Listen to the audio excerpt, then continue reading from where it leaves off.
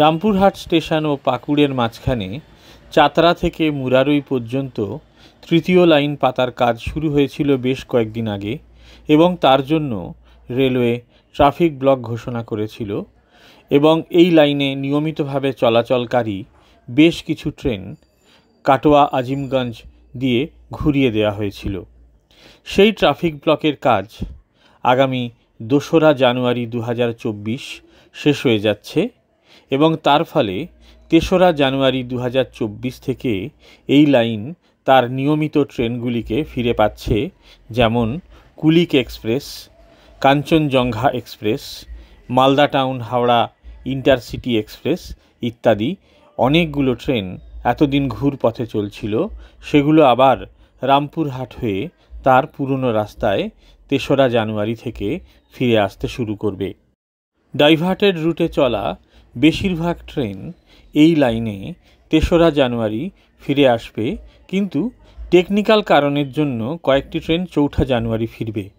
যেমন ধরা যাক মালদা হাওড়া ইন্টারসিটি এক্সপ্রেস, সেটি ৪ তারিখে মালদার দিক থেকে ডাউনে হাওড়া অভিমুখে তার নিয়মিত লাইনে যাত্রা শুরু করবে, কারণ ৩ তারিখে তার ওই রেকটি হাওড়া মালদা ইন্টারসিটি এক্সপ্রেস হিসেবে রামপুরহাট দিয়ে মালদা পৌঁছাবে।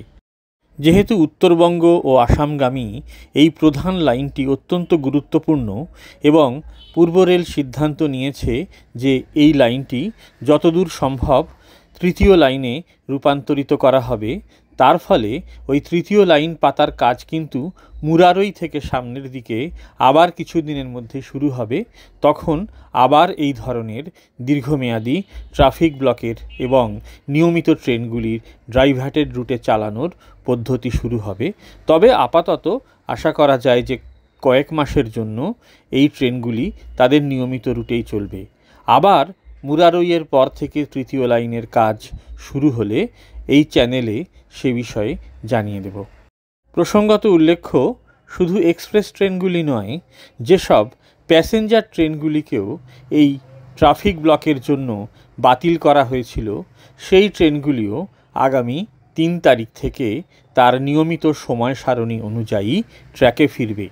উপরন্তু খুবই আনন্দের খবর যে এই বর্ধমান রামপুরহাট লাইন দিয়েই সাপ্তাহিক Malda town SMVT Bengaluru Malda town express তার যাত্রা শুরু করবে এবং সাপ্তাহিক যাত্রা হিসাবে তা জারি থাকবে।